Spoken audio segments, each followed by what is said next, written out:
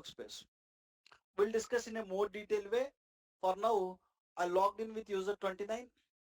I'm starting one project. I want to create one workspace for my project. You want to give the workspace name.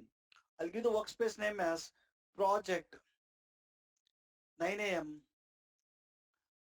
January 2021. 2021. I'm just giving some name, guys. Project, your batch timings, month and year. Just click on save. When you click on save, a workspace will be created. So a workspace will be created. So in this workspace, we need to keep all the project related content. To this workspace, first we need to add the data set. And we need to create 20 reports on top of data set. And then we need to create 4 dashboards on top of the data set. 4 dashboards on top of the data set. This is the flow, guys. First, in this project, how to create a data set, how to add it to the project workspace, I'll show you. So to create a data set, where we can create the data set is, data set can be created in the Power BI desktop only. Data set will be created in Power BI desktop only. Open the Power BI desktop software. Open the Power BI desktop software.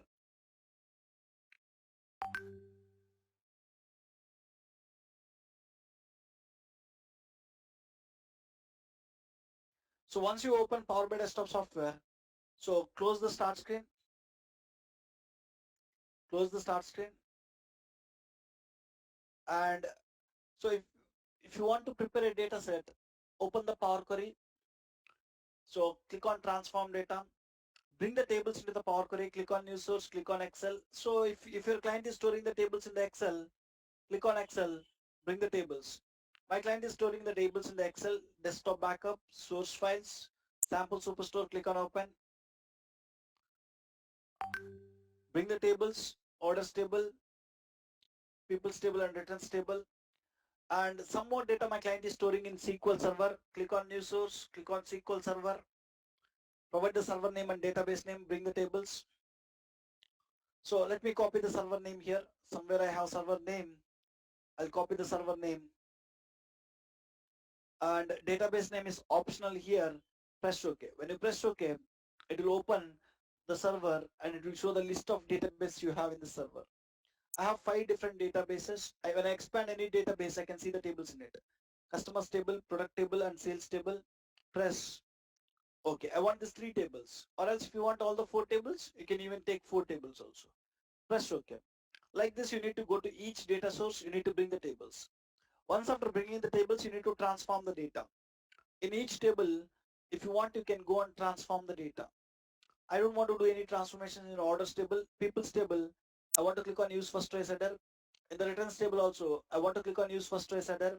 In the customer table, I want to combine first name, middle name, last name to first name. Select these 3 columns. Select these 3 columns. Select these 3 columns. 3 columns. And combine it. Go here, click on merge columns. I want a space between them. First name, middle name, last name, and customer full name. Customer full name. Click on save, guys. Customer full name. So you got a customer full name column. And in the product table, I want to convert the product name to uppercase. Select this. Go to transform, format, click on uppercase. Like this, you need to go to each table. If any transformation required on the data, you can transform it. Once you are done with transforming the data, you can click on close and apply. When you click on close and apply, all the transformed tables will be loaded to Power Pivot. Click on close and apply. When you click on close and apply, all the tables will be loaded into the Power Pivot. Look at this. All the tables are loading now. Once the tables are loaded into the Power Pivot,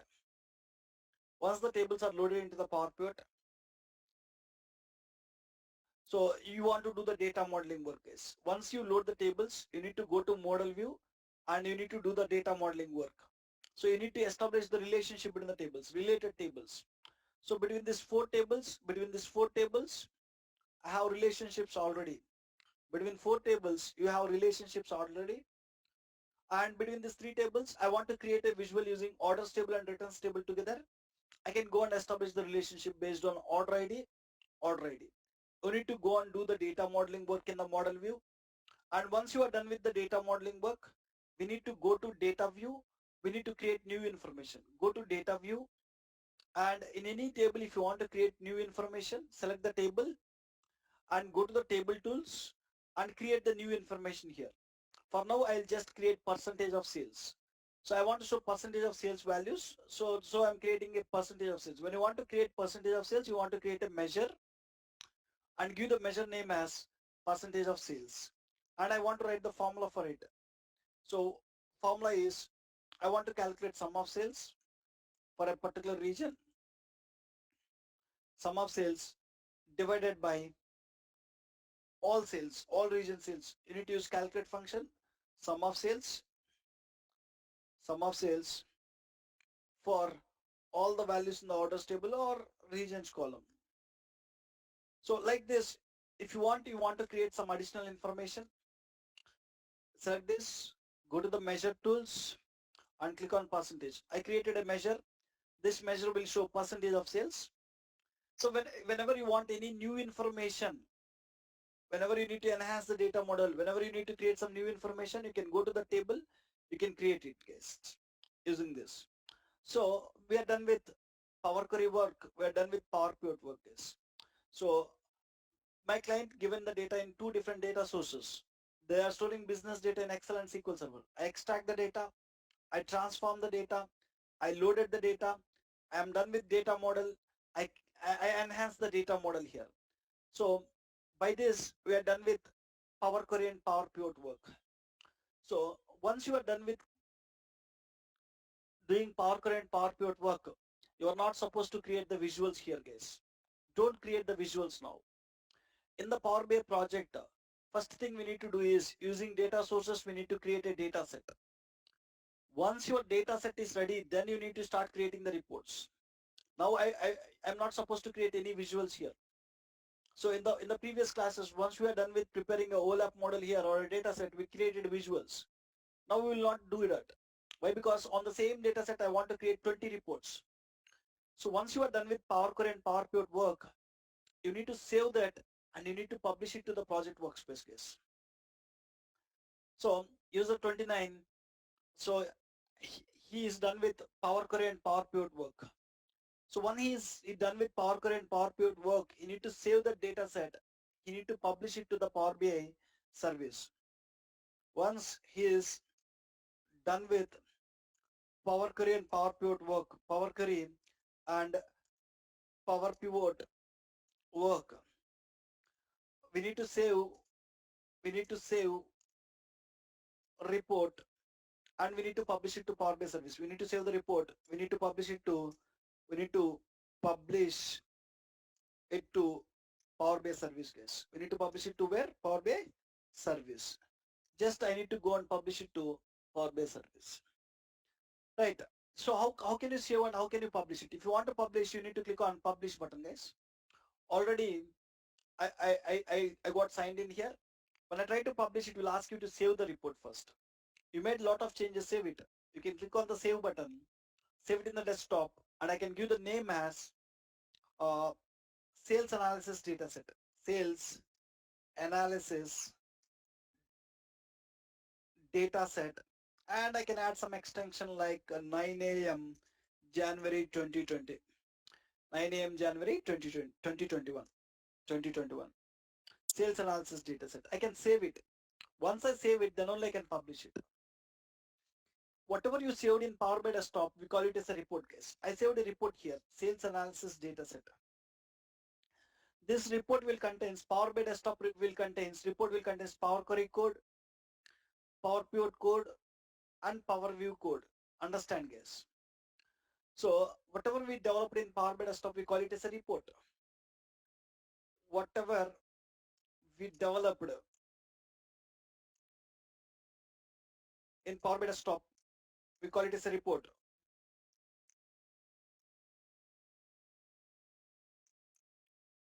Whatever we developed in Power BI desktop, we call it as what? A report. A report will contain Power Query code, Power Pivot code, and Power View code.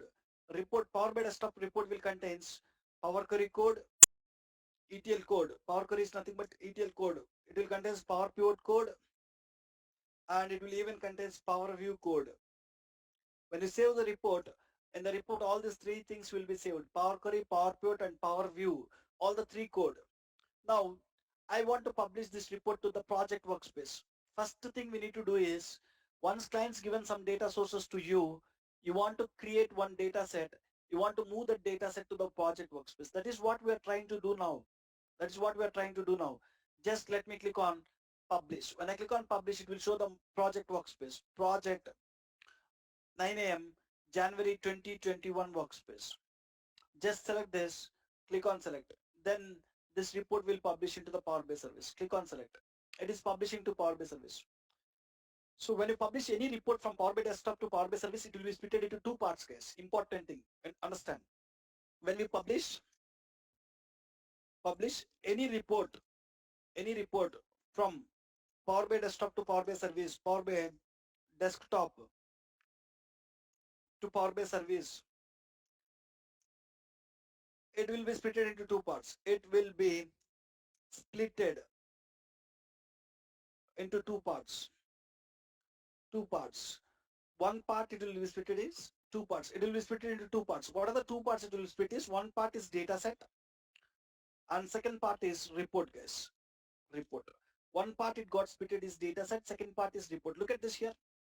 In the project workspace, refresh it. You will find one data set.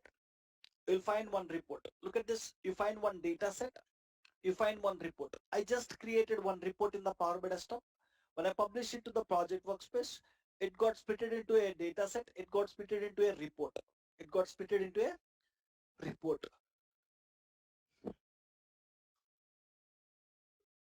Now, the Power BI desktop report is different. The Power BI service report is different, guys. Now, this Power BI desktop report contains Power Query, Power Pivot, Power View code. When you publish it, which code will go to data set? Which code will go to, among all this code, which code will go to data set? Which code will go to report? So which code will go to data set is, to the data set, Power Query and Power Pivot code will go. Power Pivot and Power Query code, Power Query ETL code and data model will go to Power data set, guys. So into report, what it will go? Power View code. Power View code will go to report. Simple. When you create any report in the Power BI desktop, when you save it, that report will contain Power Query, Power Pivot, Power View code. When we publish the report from Power BI desktop to Power BI service, it will be split into two parts. One is data set, which will contain Power Query and Power Pivot code. Another one is report, which will contain Power View code. Have you created any visuals here in Power View? Power View is nothing but report view. Have you created any visuals here? No, here. This data set will contain transform tables. Transform tables. So this is a OLAP model, guys. This data set is OLAP model for us. This data set will contains complete ETL code, Power Query code plus Power Pivot code. Both of them is available in this data. This data set is a OLAP model for us. On top of this OLAP model, I need to start creating the 20 reports. Using the same OLAP model, I need to start creating the 20 reports, guys. 20 reports. So here you can go and delete this dummy report. It's a dummy. Nothing is there in that report. So here my requirement is, I want to create one data set. I want to bring it to the project workspace. First thing, when we start any project, we need to do this. So once you bring it, let me delete this report. I don't want this report. Let me delete it. So once your data set is ready, on top of this data set, we need to create 20 reports. Totally 20 reports we need to create, right? We need to share this work now. We need to share this total work, 10 reports. I'll ask to create user 29. Remaining 10 reports, I'll ask to create user 30. User 30, right? 10 reports, I'll ask to create user 29. 10 reports, I'll ask to create user 30, guys. User 30. Right. So they can share the work. Two people are working in the project. They can share this work. Once they're done with creating the 20 reports totally, 4 dashboards we need to create. On top of reports, we need to create 4 dashboards. I can split it again. 2 dashboards, I will ask to create user 29, and 2 dashboards, I'll ask you to create user 30. So that we are done with my work. I'm done with creating a OLAP model. I'm done with creating 20 reports. I'm done with creating 4 dashboards. And finally, we need to share these reports and dashboards with the clients. The last step here is share the reports and dashboards with the clients. Share the reports and dashboards with the clients. With clients. What are the reports and dashboards we created? We want to share it. So to prepare this data set, guys, sometimes in the companies, it will take 1 week of time. 1 week of time. To prepare this data set, sometimes it will take 15 days of time when it is a complex data set. To prepare this data set, it will even take 30 days of time. So when you have more ETL work, when you have more ETL work, when you want to create a lot of new information, it will take time. It will take time to create the data set, guys. So once you create the data set is there in the project workspace. I'll explain on top of this data set how to create the reports, how user 29 will create 10 reports on top of it, how user 30 will create 10 reports on top of it. Both the people will use same data set, same OLAP model, they'll create it. And then I'll explain on top of reports how to create 4 dashboards we'll discuss. And what is dashboards also we'll discuss. Once after that, we'll explain how to share that reports and dashboards with our clients. With our clients. This is the flow, guys. So now I'll discuss this is the project flow. When you start any project, this is the flow, simple flow.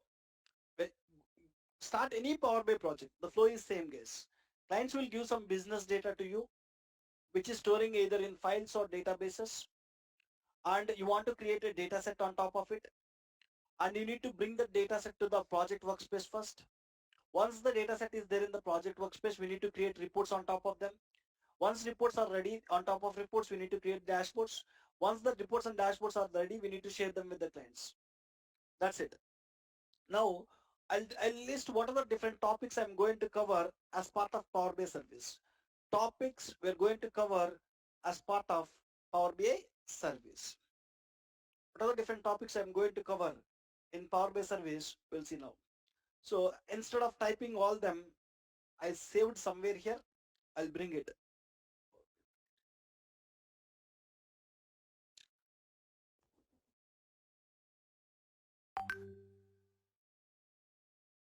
So topics, not this. I have some more topics.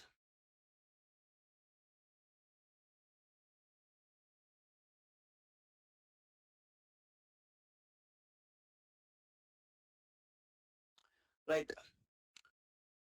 So what are the topics we are going to cover in the Power BI service? You can see, guys. So let me copy all this. Let me copy all this and let me paste it in our notepad. What are the topics we are going to discuss as part of Power BI service? You can see, guys. Topics we are going to discuss in Power BI service. So far I haven't started any practical work in the Power BI service. We just discussed about introduction part only.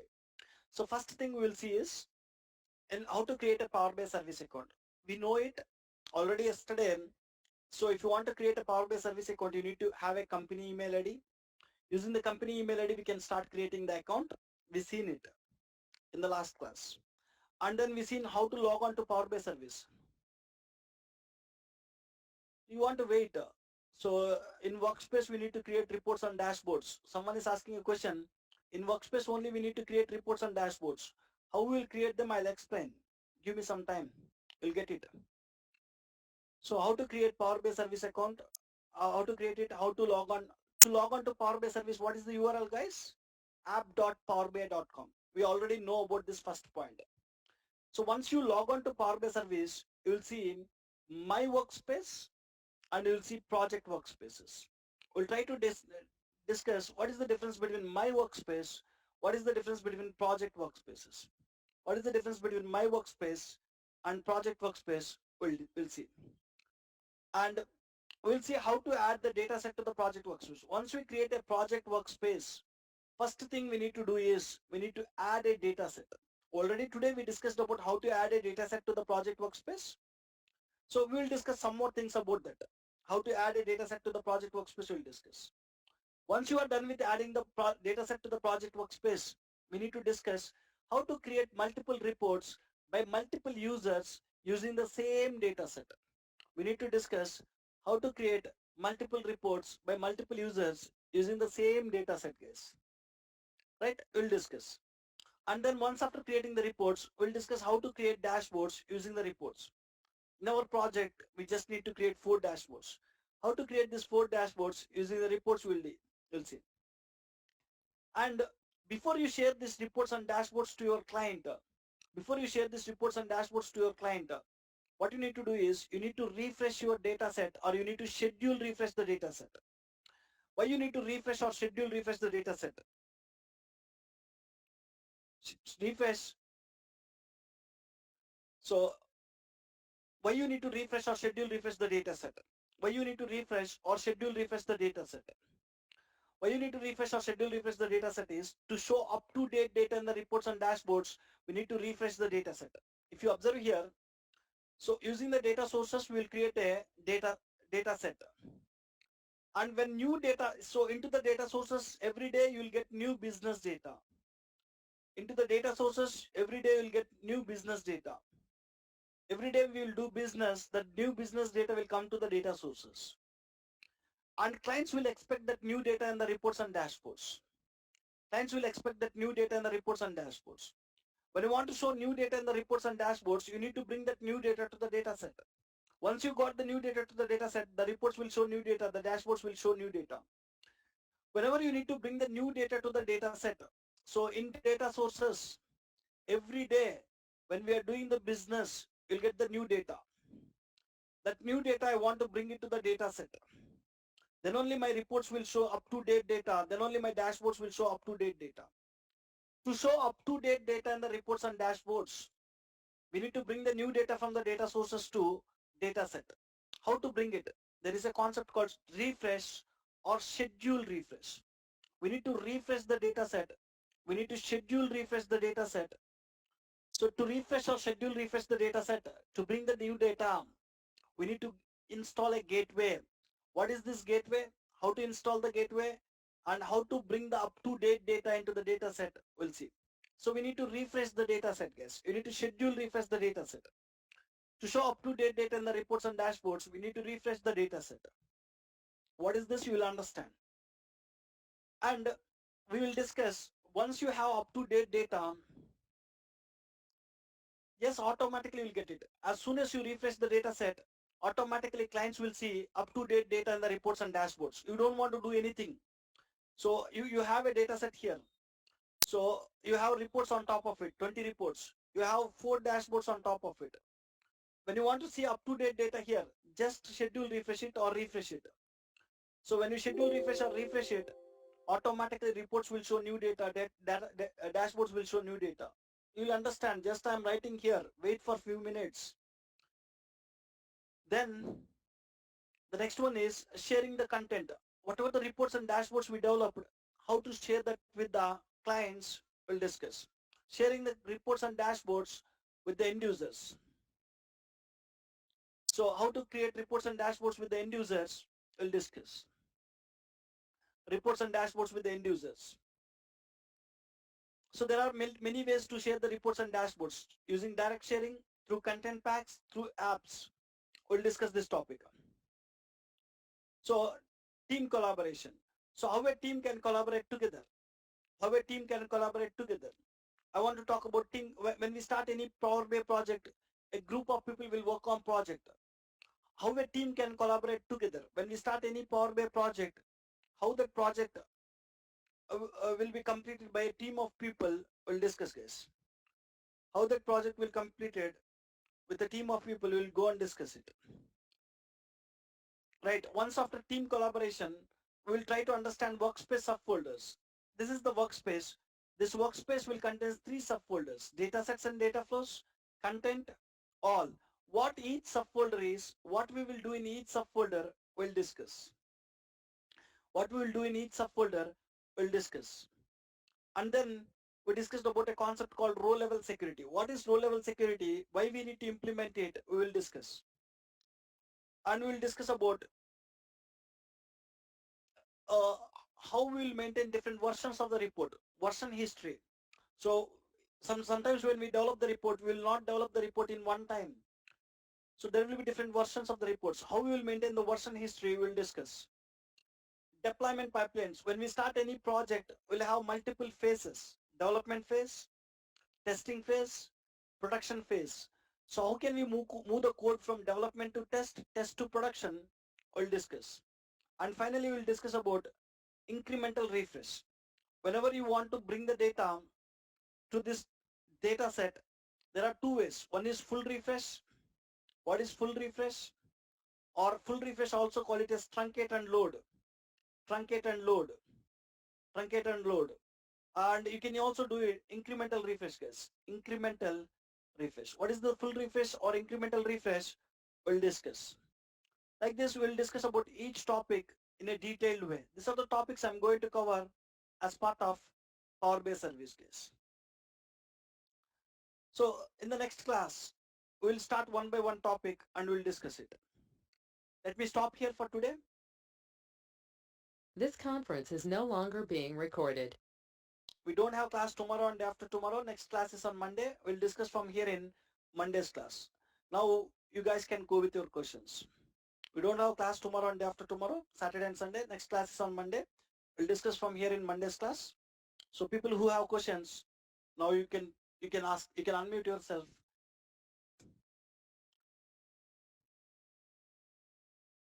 What is your question, Vijay? What do you want? Unmute yourself.